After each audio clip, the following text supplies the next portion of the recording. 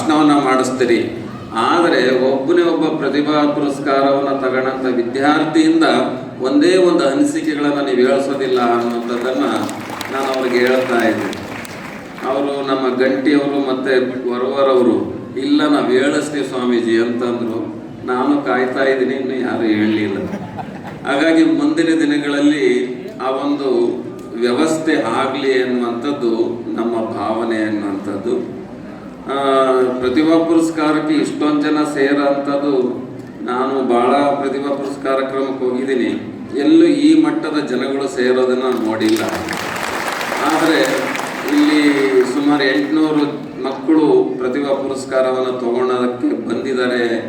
ಅದ್ರ ಜೊತೆಗೆ ಅವರನ್ನು ಎತ್ತು ಹಾಡಿಸಿದಂಥ ಮಕ್ಕಳು ಕೂಡ ವೇದಿಕೆ ಮೇಲೆ ಒಂದು ಶಾಲಾ ಸನ್ಮಾನ ಒದಿಸ್ಕೊಳ್ಳುವಂಥದ್ದನ್ನು ಕಣ್ತುಂಬಿಸ್ಕೋಬೇಕು ಅನ್ನುವಂಥದ್ದು ಕೂಡ ಸಾಕಷ್ಟು ಪಾಲಕರು ಬಂದಿದ್ದೀರಿ. ಭಾಳ ಖುಷಿ ಆಗುತ್ತೆ ಅನ್ನೋಂಥದ್ದು. ಅದರ ಜೊತೆಗೆ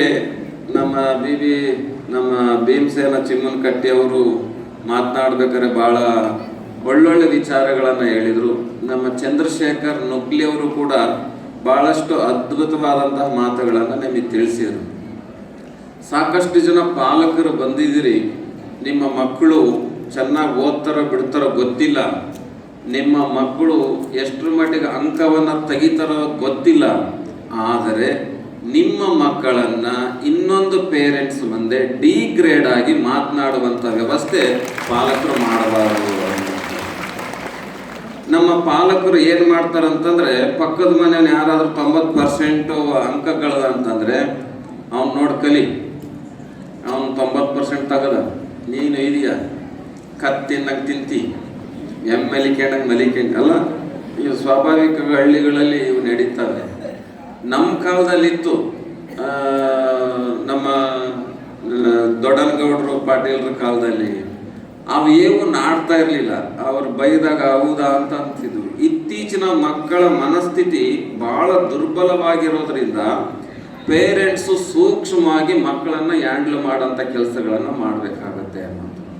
ಅವರಿಗೆ ಮನಸ್ಸಿಗೆ ಹರ್ಟ್ ಆಗುವಂತಹ ವರ್ಡ್ಸ್ಗಳನ್ನು, ಅವರಿಗೆ ಮನಸ್ಸಿಗೆ ನೋವಾಗುವಂತಹ ಮಾತುಗಳನ್ನು ಆಡದಿದ್ರೆ ಬಹುಶಃ ಅವ್ರ ಮಕ್ಕಳ ಭವಿಷ್ಯ ಚೆನ್ನಾಗಿ ರೂಪಿಸ್ಕೊಳ್ತಾರೆ ಅನ್ನುವಂಥದ್ದು ಇತ್ತೀಚಿನ ಮಕ್ಕಳ ನಡವಳಿಕೆಗಳನ್ನು ನೋಡಿ ನಾವು ನಮ್ಮ ಮಾತುಗಳನ್ನು ತಿದ್ಕೊಂಡಿದ್ದೀವಿ ಅನ್ನುವಂಥದ್ದು. ಹಾಗಾಗಿ ನಮ್ಮ ಮಕ್ಕಳು ನಮ್ಮ ಮುಂದೆ ಚೆನ್ನಾಗಿರಬೇಕಂತಂದರೆ ಅವರಿಗೆ ಒಂದಿಷ್ಟು ಸಂಸ್ಕಾರ ಕೊಡಬೇಕು, ಒಂದು ಶಿಕ್ಷಣವನ್ನು ಕೊಡುವಂಥ ವ್ಯವಸ್ಥೆಯಲ್ಲಿ ಪಾಲಕರು ಮುಂದಾಗಬೇಕು. ಭಾಳಷ್ಟು ಜನ ಹಳ್ಳಿಗಳಲ್ಲಿ ಹೇಳ್ತಾರೆ, ಹಳ್ಳಿಗಳಲ್ಲಿ ಪಾಲಕರು ನೋಡ್ತೇವೆ ನಾವು, ಸ್ವಾಭಾವಿಕವಾಗಿ ವಿದ್ಯಾರ್ಥಿ ಜೀವನ ಅಂದರೆ ನಿದ್ದೆ ಜಾಸ್ತಿ ಬರೋದು. ನಾವೆಲ್ಲ ಗುರುಕುಲ ವಿದ್ಯಾಭ್ಯಾಸದಲ್ಲಿ ಓದ್ತಿರ್ಬೇಕಾದ್ರೆ ನಮ್ಮನ್ನು ಯಾರು ಎಬ್ಬಿಸ್ತಿರ್ಲಿಲ್ಲ. ನಮ್ಮನ್ನು ಎಬ್ಬಿಸ್ಲಿಕ್ಕೋಸ್ಕರ ನಾವೊಂದು ಟೆಕ್ನಿಕ್ ಉಪಯೋಗಿಸ್ಕೊಂತಿದ್ವಿ. ರಾತ್ರಿ 2 ಚಮ್ ನೀರು ಕುಡಿದ್ಬಿಟ್ರೆ ಅದು 3 ಗಂಟೆ ಕರೆಕ್ಟಾಗಿ ಎಬ್ಬಿಸ್ಬಿಡೋದು. ನೀವು ಎದ್ದಾಡೋದಿಲ್ಲ ಅದಕ್ಕೆ. ನಾವು ಮಲಕಾಬೇಕಾದ್ರೆ ಏನು ಮಾಡ್ತಿದ್ವಿ, ಒಂದು ಚಮ್ ನೀರು ಕುಡಿದ್ಬಿಡ್ತಿದ್ವಿ. ಅವಾಗ ಕರೆಕ್ಟಾಗಿ 3 ಗಂಟೆಗೆ 3:15 ನೇಚರ್ ಕಾಲಿಗೆ ಅದು ಎಬ್ಬಿಸ್ಬಿಡೋದು. ಅದ ನೀವೇನು ಮಾಡ್ತೀರಿ, ಹಂಗೇನಾದ್ರೂ ಆಯ್ತಂದ್ರೆ ನೀವು ನೇಚರ್ ಕಾಲಿಗೆ ಹೋಗ್ಬಿಟ್ಟು ಬಂದು ಮಲಿಕೆ ಅಂತೀರಿ ಹೊರತು ಪುಸ್ತಕ ಅಂತೂ ಹಿಡ್ಕೊಳ್ಳೋಂಥ ವಾತಾವರಣ ನಾವೆಲ್ಲೂ ನೋಡೋದಿಲ್ಲ. ಆದ್ರೆ ನಾವು ಗುರುಕುಲಾಭ್ಯಾಸದಲ್ಲಿ ಏನು ಮಾಡ್ತಿದ್ವಿ ಅಂತಂದರೆ, ನೇಚರ್ ಕಾಲಿಗೆ ಹೋಗೋದು ಬರ್ಬೇಕಾದ್ರೆ ಹಂಗೆ ಮುಖ ತೊಳ್ಕೊಂಡು ಮತ್ತೆ ಪುಸ್ತಕವನ್ನು ಹಿಡ್ಕೊಂಡು ಅದನ್ನ ಹೇಳ್ತಾರೆ ಇತ್ತೀಚಿನ ದಿನಗಳು ಬ್ರಾಹ್ಮಿ ಮುಹೂರ್ತ ಅಂತ. ಅಂದರೆ ತರಂಗಗಳು, ವೇವ್ಸ್ಗಳು ಸಮಾನವಾಗಿ ಹರಿತಾ ಇರ್ತಂತ. ಆ ಸಂದರ್ಭದಲ್ಲಿ ಓದಿದ್ರೆ ಎಲ್ಲವೂ ಕೂಡ ಮನಸ್ಸಿಗೆ ಉಳಿಯುತ್ತೆ ಅನ್ನುವಂಥದ್ದು ಋಷಿಮುನಿಗಳ ಹೇಳುವಂಥ ವಾತಾವರಣಗಳನ್ನು ನಾವು ಕಂಡಿದ್ದೀವಿ. ಹಂಗಾಗಿ ನಿಮ್ಮ ಮಕ್ಕಳು ಆ ರೀತಿ ಮಲ್ಕೊಂಡಾಗ ನೀವು ಒಂದ್ಸತಿ ಬೆರ್ಸಿಟ್ ಎಳಿತೀರಿ, ಎದ್ದಳು ಅಂತೀರಿ. ಆಮೇಲೆ ಒಂದ್ಸತಿ ಎದ್ದಳೋ ಟೈಮ್ ಆಯಿತು ಶಾಲೆಗೆ ಅಂತಂದು ಹೇಳ್ತೀರಿ. ಪಾಪ ಮಕ್ಕಳು ಮಲಗ ವಯಸ್ಸು ಮಲಗ್ತಿರ್ತಾರೆ. ಅದು ಮಿಕ್ಕಿ ಮೀರಿ ಏನು ಮಾಡುತ್ತಂತಂದರೆ ಬೆಡ್ಶೀಟ್ ತೆಗೆದು ಎಲ್ಲರೂ ಒಂದು ಮೂಲೆಗೆ ಹಾಕಿ ಎದ್ದಳೋ ಅಂತಂದು ಕೂಗ್ತೀರಿ. ಅವನು ಇನ್ನೂ ಒಂದು ಸ್ವಲ್ಪ ಏನಾದರೂ ಎಡವಟ್ಟು ಮಾಡಿ ಮಲ್ಕೊಂಡ್ರೆ ಮತ್ತೆ ನಿಮ್ಮ ಎಲ್ಲ ಗೋಲ್ಡನ್ ವರ್ಡ್ಸ್ಗಳು ಅಲ್ಲಿ ಬರುವಂಥ ಮಾತುಗಳನ್ನು ನಾವು ನೋಡ್ತೇವೆ. ಮಕ್ಕಳು ಅಂತಂದರೆ ದೇವರಿದ್ದಂಗೆ ಅಲ್ವಾ? ನಾವು ಮಕ್ಕಳನ್ನ ನಾವು ದೇವ್ರ ಸಮಾನ ಅಂತಂದು ಹೇಳ್ತೀವಿ.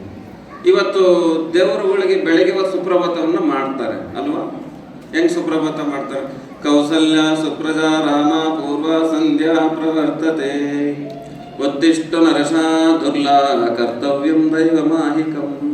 ಓ ಉತ್ತಿಷ್ಟೋ ತಿಷ್ಟ ಗೋವಿಂದೋ ಉತ್ತಿಷ್ಟೋ ಗರುಡಧ್ವಜ ಉತ್ತಿಷ್ಟ ಕಮಲಾಕಾಂತ ತ್ರೈಲೋಕ್ಯಂ ಮಂಗಳಂ ಕುರು. ಇದು ಸುಪ್ರಭಾತ, ಇದು ಭಗವಂತನಿಗೆ. ಭಗವಂತ ದೇವ್ರ ಸಮಾನ, ಮಕ್ಕಳು ದೇವ್ರ ಸಮಾನ ಅಂದಾಗ ಮಕ್ಕಳನ್ನು ಕೂಡ ನಾವು ಪ್ರೀತಿಯಿಂದ ಎಬ್ಬಿಸುವಂತಹ ವಾತಾವರಣಗಳನ್ನು ಸೃಷ್ಟಿ ಮಾಡ್ಕೋಬೇಕು. ಶಾಲೆ ಒಳಗಡೆ ಏನಾದ್ರೂ ಆ ಮಗುವಿಗೆ ಏನಾದರೂ ಹೊಡೆದಾಗ ಥೋ ನಾವು ಇವತ್ತು ಯಾರ ಮುಖ ನೋಡಿ ಎದ್ನೋ ಅಂತ ಕಾಣ್ತಾನೆ. ನಿಮ್ಮ